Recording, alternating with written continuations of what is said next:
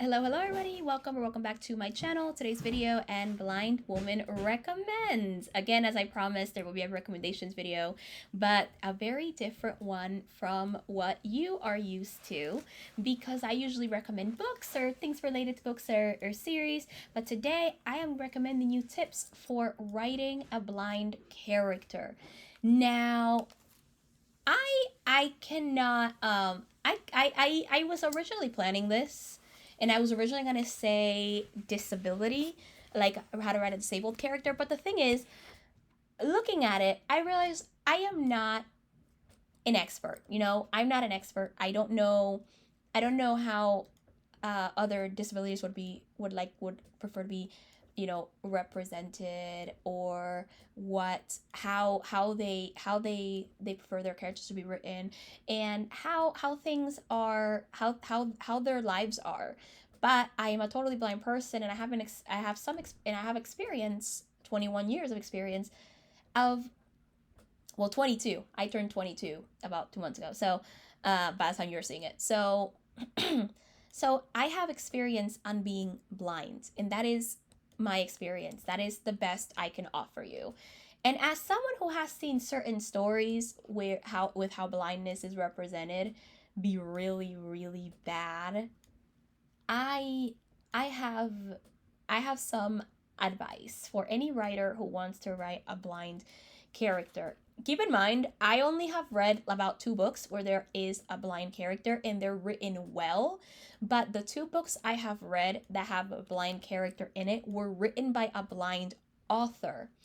And so this is something I kind of want to say. Know that these are my opinions. These are very much subjective, but I think a lot of these tips are also very objective as well. That could, maybe these are things that could be used for other, like when you write disability in general. But I can't be certain about that. But I know that these are the tips I would want to go for when or the things that I would prefer to see when it comes to writing a blind character. So these are my tips for that. I hope if there are any writers in my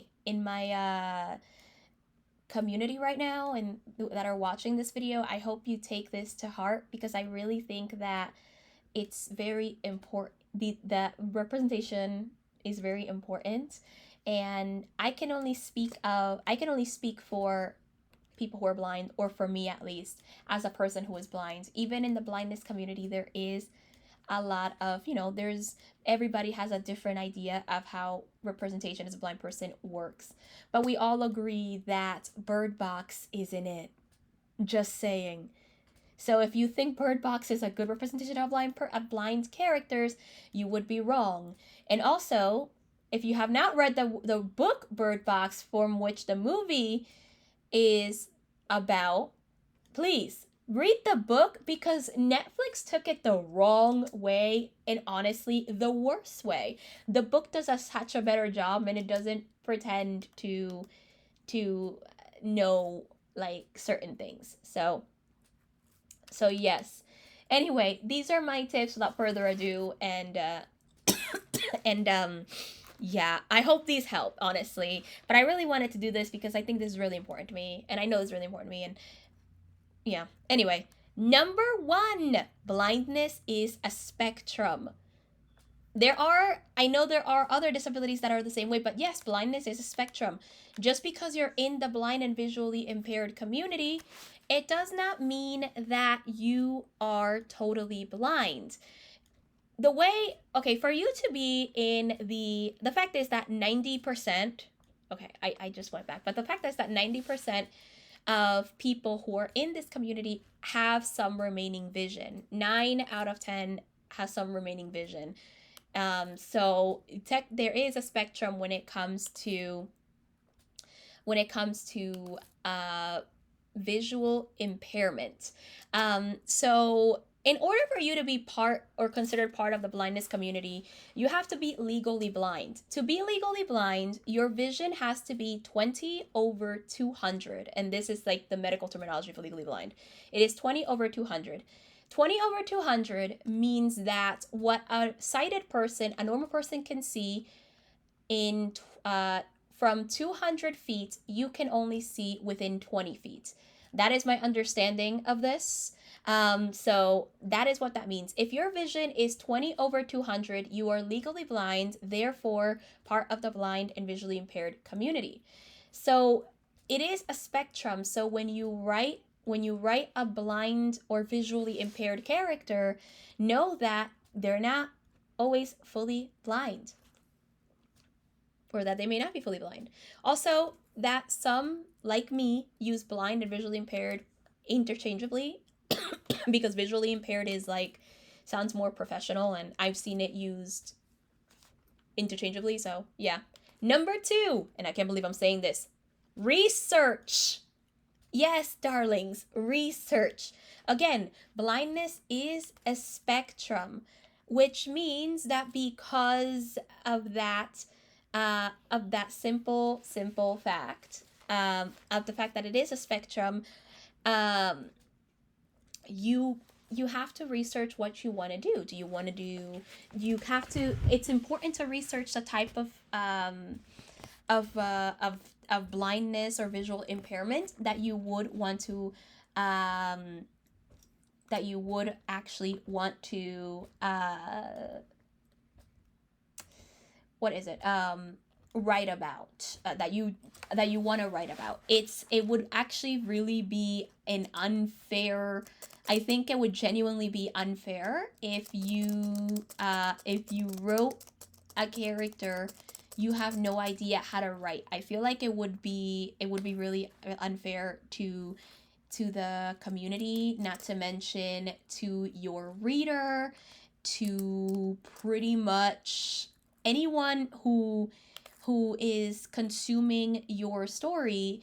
I would consider this a genuine I would consider this a genuine insult. I would honestly consider it offensive. I would not be a happy person. If my character happens to be if the character that I that if the person I'm supposed to see myself in is quite insulting, I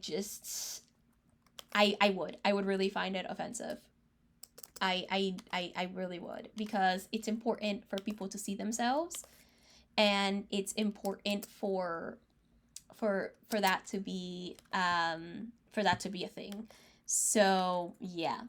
Now, moving on to number 3. Yes, number 3. Use proper terminology. Oh yes, I'm going there now. Proper terminology. Who knew I'd come there? But listen, it's very important, I think, for you to use that. If you're going to write a character who is blind or visually impaired, use the right terminology and don't be afraid to do that, because at least for me as a reader, I would feel more comfortable if you did.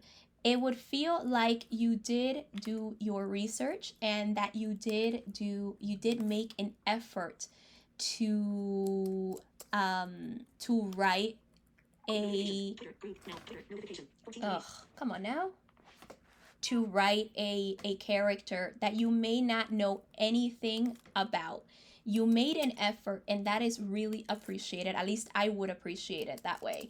So yes, use the proper terminology, because that is the best way to show that you are really putting in an effort, in my opinion, honestly.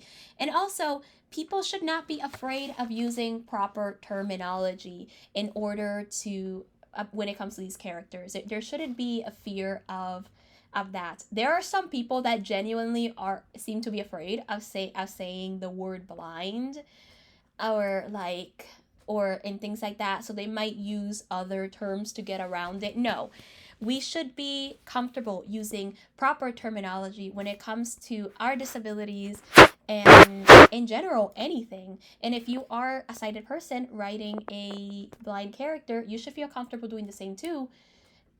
And it should be a comfortable it should be a good it should be a genuinely comfortable experience.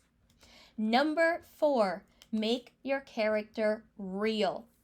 I cannot stress this enough. You have no idea how many things I've seen in series where blindness is the character's personality. You cannot you have no idea. I even watched a soap opera where this girl's main personality was basically being blind. Like, she had nothing else. Nothing. Like, that was her personality.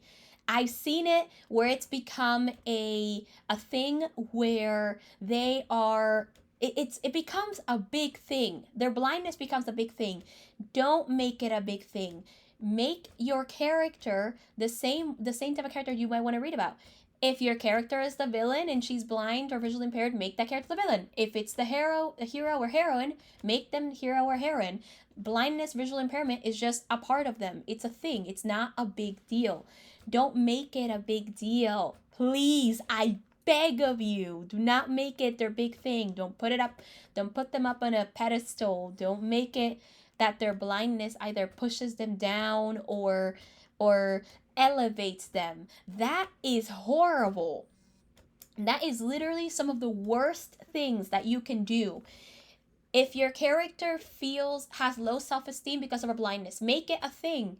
If your character is super independent, no matter what the blindness or disability is, mainly like the blindness that I can talk about, make it a thing. I myself, in my book, I'm working on 2 projects, and both my things have each have a blind character. One of them will probably have more blind characters than the other, but they have a blind main character.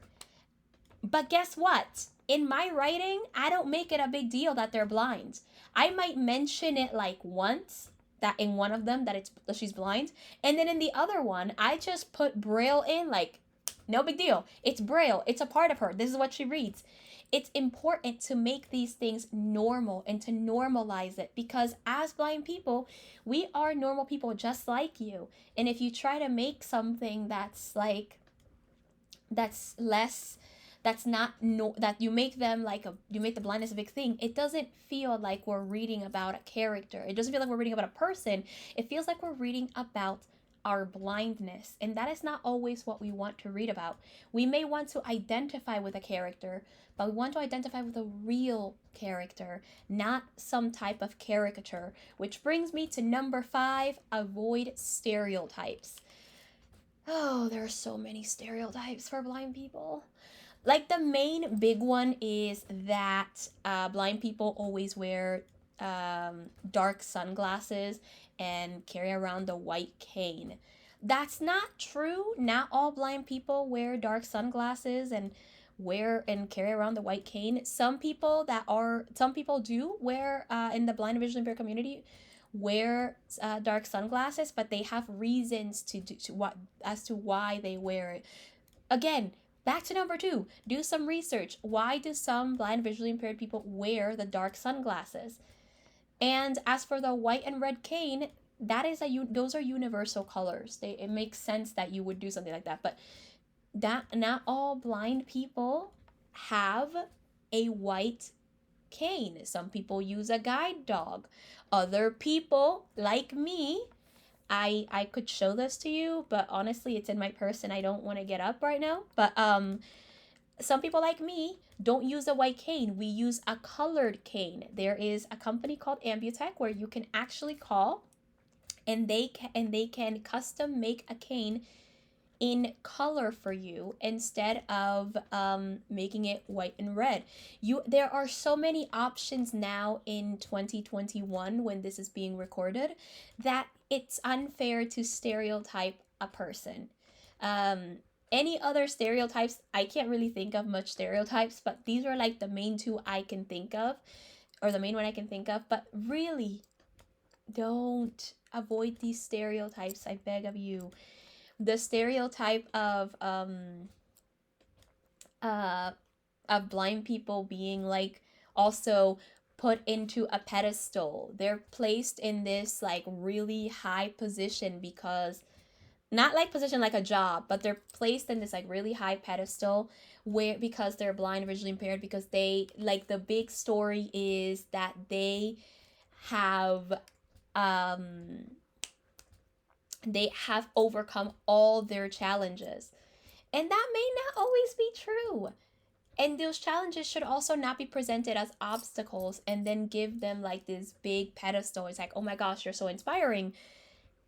No, no, that's not always the case. And personally, I don't want to be thought of as your inspiration because I'm blind. That is, I'm blind. It's a part of me. It's not a big thing. It's not a big deal. Again, why we avoid stereotypes and why we make characters real. Number 6, don't talk down to your character or your audience. Oh god, this is based on a real life thing. This tip piece of advice is based on a real life thing. Realistically, honestly, I feel the need to just establish that this is based on real life. One of the things that you could do that would honestly really be offensive is talk down or to a person. I feel one of the ways this happens to me is when I am doing something. There are random adults that'll be like, when I do something right, oh my gosh, good girl, great job, sweetie. Ma'am or sir, I am, or I don't know what pronoun you would use for non-binary when it comes to addressing.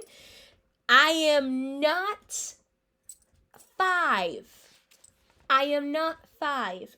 When you write something like this, if you're gonna put something like this in your story, make it something about your character. Make it something that's like your character either has to deal with or she gets annoyed by or things like that. But don't make it something that you're talking down to your character or talking down to your audience like you were children, where it's like, this person has this, and because of this, she can't do this, she can't do that, she can't do. Please, please don't do that. That is really bad. That is horrifying.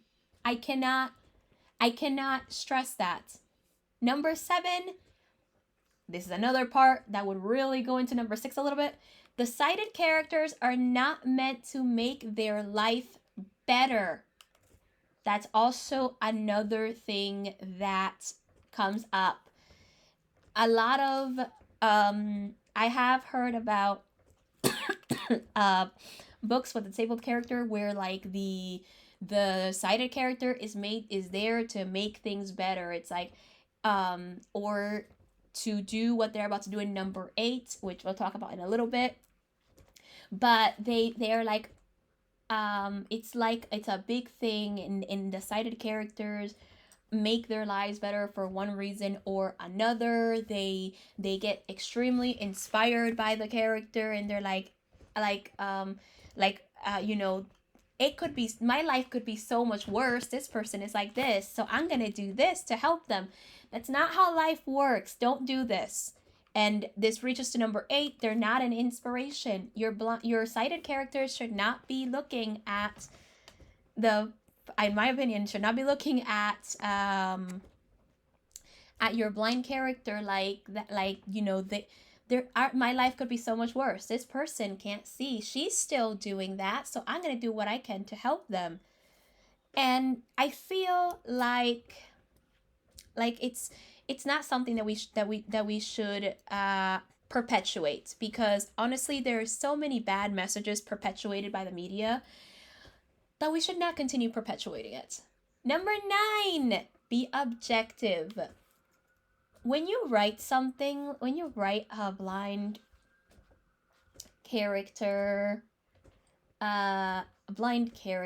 when you write a blind visually impaired character, don't focus on the things that you see in the media, because honestly, I feel like the media is most of the media I've watched when it comes to blind characters can be extremely subjective and stereotypical. Don't focus on that.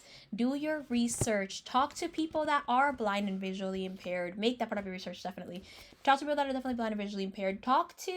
Do all the research you need to do, but don't make it something that feels media stereotyped, because that would honestly just be insulting. Hashtag Bird Box. I feel like Bird Box was just really badly made. And honestly, anything that makes blindness stereotypical is really badly made. So be objective with what you're trying to write. Don't base it on the media. Don't base it on your subjective beliefs. Be objective on what you're trying to write. Number 10, avoid the medical model of disability. Okay, let me give you an explanation of what these are. There are two models of disability. There is the medical model, and then there is the social model of disability. The social model of disability, actually, no, let's start with the medical one. The medical model of disability says that as a person with a disability, you need to be cured, that you need to be healed, that you need to be fixed as a person with a disability. If there is anything wrong in you, it needs to be fixed. So when something comes up that you can't do, or you cannot, you cannot do, say, in class for one reason or another, that society does not have a reason to fix that for you. This is something that you need to make an effort in. This is something that needs to be fixed in you. Yes, very degrading. The medical model of disability is extremely degrading and extremely, it's bad.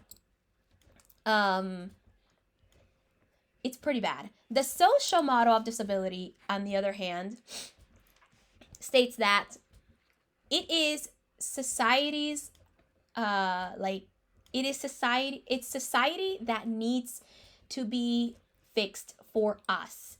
It's society that needs to change for us. We don't need to change for society the way that medical model disability suggests. It is society that needs to be changed for us. Good examples of this would be, for example, having ramps, having basically accessible places, like having ramps in places for people with wheelchairs, having braille signs available for people who are blind so they can read it, having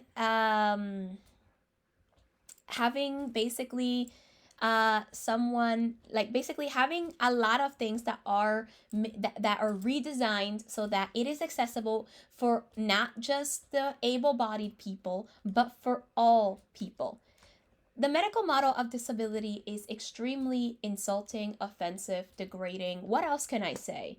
It is just the worst thing that could come up. So when you're writing, please avoid the medical model of disability, which I have a theory that it's led to a lot of the beliefs that are, especially that beliefs that people have, that the media has, that it has been perpetuated, the beliefs and the stereotypes. So please, please, please avoid the medical model of disability when you write. It is very insulting. And if you're going to use even part of the medical model of disability, do it with care and don't make it something that is extremely insulting. A really good example, I think I would say, when it comes to medical model disability would be, like, if I was to write it, if I was made to believe, if my main character was made to believe that they have to be healed, they have to be cured, they have to be this, because I was made to believe that too. That's what society genuinely believes. I genuinely believe that was a thing that comes up with me. If I have a main character that believes this, maybe you can use that, that's fine, but maybe you can make it so that they learn that they don't have to be cured to be a person, a real person. They don't have to be someone who has to do that. But in general, please, please do not write based on the medical model of disability. It is insulting, it is offensive. Number 11 is actually a bonus tip I just thought about, so we're gonna do it this way, and that is, don't write our trauma. At least as a reader, I don't always want to read about how if it's been traumatic being blind, if it's been a self, like, if the challenges, I don't always want to read about the challenges, but also as a sighted person, if you're writing, you really don't understand what it's like to be blind. You can attempt to get an idea, but the thing is that you don't understand what it's like for us as blind people or visually impaired people to be who we are and the things that we have to deal with. You really don't. Some sighted people do try to understand, and I appreciate those who attempt, who listen to us, who try to help us. But the fact is, you do not understand. And I don't think it's fair for you to write about something you don't fully understand. Instead, when you write a character who is blind, make them a character. But don't make their blindness a big part of the story. Don't make their trauma a big thing of the story. Don't make nothing. And number 12, as if it isn't obvious that it was going to lead to this, avoid, or just in general, no inspiration porn. No inspiration porn, I beg of you. That's why the title says no inspiration porn required. Now, for anyone who is unfamiliar, inspiration porn is a phrase coined by someone, I don't remember her full name, but I'll link the TED Talk. I think it's her last name is Young, but I cannot remember. Oh, Stella Young. By Stella Young in 2012. She made a really good TED Talk. I'm going to link it below because this TED Talk is honestly really good. And it is about inspiration porn. Inspiration porn is the... okay, so you know how porn in general objectifies people. And it's basically, they become, the entertainment. Inspiration porn is the same thing. Inspiration porn is the objectification of, or the objectifying of people with disabilities. That's what inspiration porn. They're used as someone who the person in the person who has a disability is represented as someone who is meant to inspire you. They're meant to be there just to inspire you, to make you feel better about the things that you have. That is literally the role, and that is usually what the media tends to present most of the time. And because of that, it becomes something that is just insulting. Again, inspiration porn is just insulting. So please, I beg of you, no inspiration porn in your story. We're not meant to inspire you. We're normal people like you. And because we're normal people like you, we don't want to be treated as nothing, as other. We don't want to be the inspiration for a sighted person to get better, or to think, oh my God, my life could be so much worse. I mean, I could be just like her, but she's doing so great. I need to get up in the morning and do better. No, we're not that person. We're not meant to inspire you. So yes, no inspiration porn, please. And those are my tips to writing a blind or visually impaired character. I really hope you find this interesting. I hope you do, because I had fun trying to make it.